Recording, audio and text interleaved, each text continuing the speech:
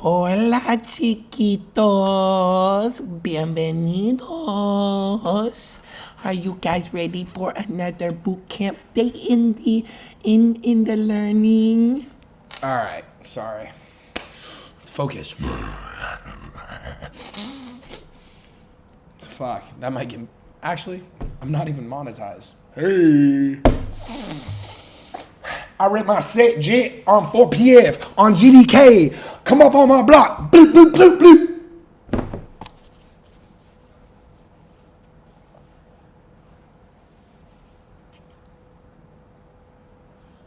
Wait, what the fuck? This shit is wrong.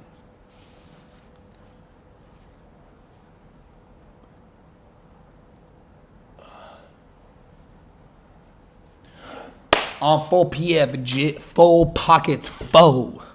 Full pockets, full. What's your go-to order? Wendy's, faux. Why you wear number 44? Because I get that damn Wendy's faux on GDK, on Crib, on BDs. All right, anyways. Let's get into it. Boot camp day number...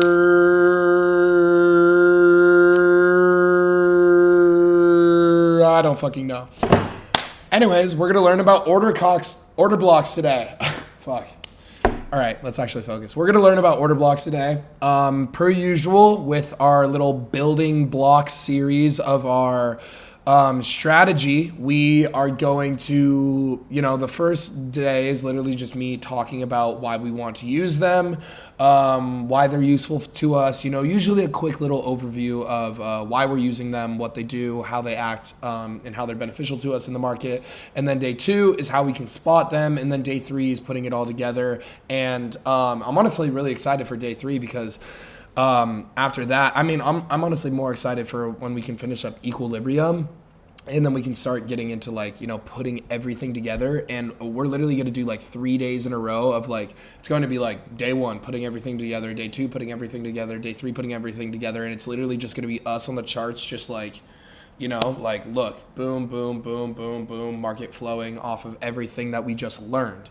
But yeah, with that being said, let's talk about order blocks. Let's talk about what they are. Let's talk about why they're beneficial to us. So, what is a order block? So if you guys remember, when we talked about liquidity sweeps, remember, right?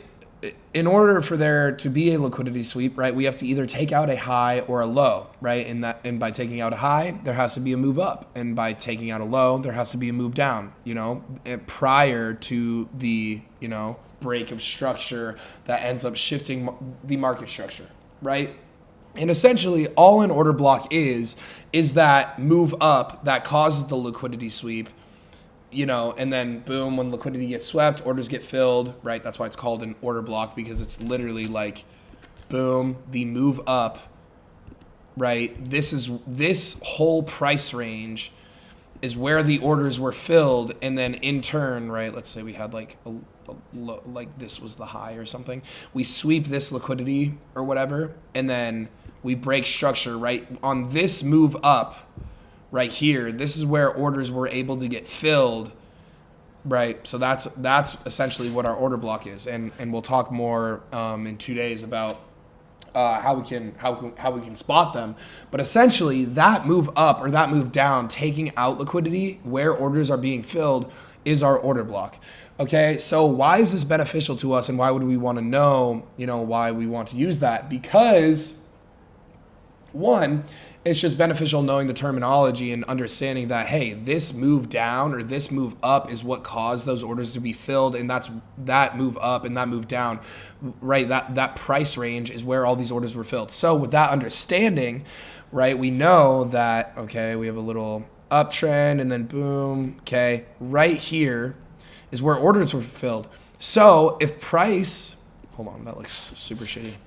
If price was able to, or if the market makers were able to fill their orders with this leg up and within this price range, similarly to how fair value gaps, right, they want to push price back within this price range, right? Similar to fair value gaps, how they would want to, push price back into a price range to fill more orders to, either move the market down further or move the market up further. Same thing with this. So, right, they were able to fill short orders within here. So when they start getting buying pressure again and price starts moving up, they say, okay, cool, we'll push price right back up because we know there's going to be people, willing to fill even more orders within here, right? Because literally a couple minutes or a couple seconds ago or whatever time frame we're on, right, there were orders to be filled within here. So what can they do? They can push price back into this order block, right, where more resting orders are waiting to be filled in the opposite direction, right? So they can boom, fill their orders, boom, and send price lower. And that's essentially all an order block is. It's the price range from where the first orders were filled, and then when we get that retracement on up into the order block, that is where that's where they can fill even more orders, right? Because they were able to fill it before in this price range. They can fill even more orders to send price, boom, further down in that same direction. I honestly like order blocks as, I would rank it as this. So liquidity sweep and break of structure, that's the start of the move. That is, that's the top of the entry, okay? Fair value gaps, order blocks, and equilibrium are used for retracements, right? So if we cannot catch, if we can't catch this liquidity sweep break of structure entry, we can say, okay, we have three more options now. If we see like, okay, we missed the liquidity sweep, we missed the break of structure, now we have three more options for a re-entry for a retracement play. The first option every single time for me is going to be an order block because, right, it's still at the top of the move, and oftentimes you can get even a better entry than off of just the liquidity sweep and the break of structure, right? Because oftentimes this low is the very beginning of the order block, and you can, sometimes get filled, within here where price wants to retrace to. Okay, so with that, right, order blocks is always going to be my very first point of interest for a retracement play, because it's still at the top of the move, and oftentimes you can get even a better entry off of these than you can off of a liquidity sweep.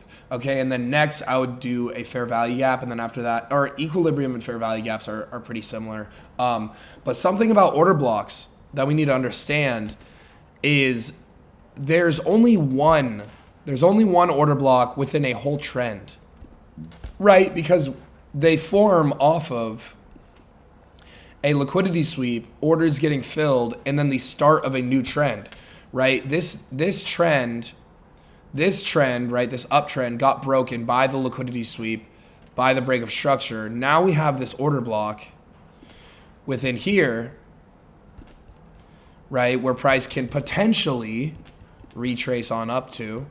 Okay, boom, and then we start this downtrend, right? And then, right, there's no other order blocks within here, right? Because there's fair value gaps, there's equilibrium getting filled, and we'll talk about equilibrium in a couple days or in like a week or so.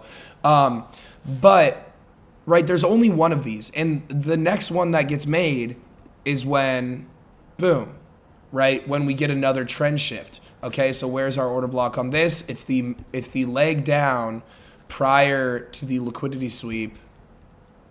Boom, and we'll talk about how to spot these tomorrow. I'm just trying to help you guys visualize this, but this is going to be. Or let's make sure this shows the liquidity sweep. But yeah, so this is the only order block, and then from there, right, boom, then we go higher. So this is something we need to understand, that there's only one order block within every single trend that gets formed. Okay, yes, there can be order blocks on every single time frame, which is, again, a reason why I love the way that I trade, because all of these concepts are applicable on every single fucking time frame, and that's just the way that, this shit should be. So that being said, today was very, very short. There really isn't much else to cover on order blocks, besides the fact that it is the move prior to the liquidity sweep that causes the liquidity sweep, and then because of that move, and because those orders were able to get filled, we can get that break of structure. Okay, and then when we get that break of structure, what will price likely do? It will likely want to go back up into that area, fill even more orders because they were able to fill orders there previously, and send price even lower or send price even higher. Cool. Really not much else to talk about on order blocks today.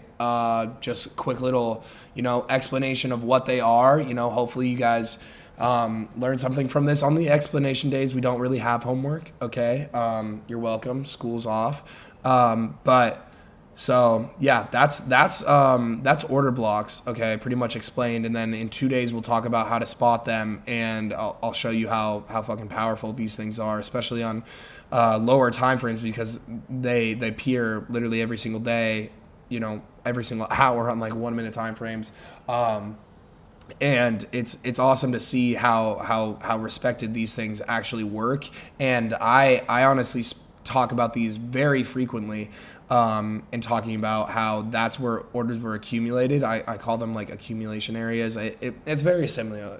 It's pretty much, an order block, accumulation area, all pretty much the same thing. Everyone loves giving different terminologies for different things just to sound fancy, just to sound like they're unique. It's the same fucking shit. We're all trading the same shit. We're all trading the same markets.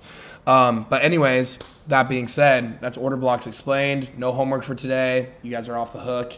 I'll see you guys tomorrow for some psychology stuff. Hopefully you guys did not trade today, because as we can see, right, hopefully you guys learned from that news thing. We had, let's load this thing up if it wants to. We had PPI, and FOMC all through here, which is actually going to happen in about 2 hours. And right, we can look at the market. It looks pretty fucking terrible if we look. Like, this is why we need to know when news is going on. This is on the 15-minute time frame, and since U.S. market opened, which was right here, we have moved a total of 34 pips on an extremely volatile pair in GBP JPY. So that should tell you enough about why you should not be trading today. So yeah, hopefully you guys learned something. Hopefully this gave you guys some benefit. With that being said, I'll see you boys tomorrow. Peace out.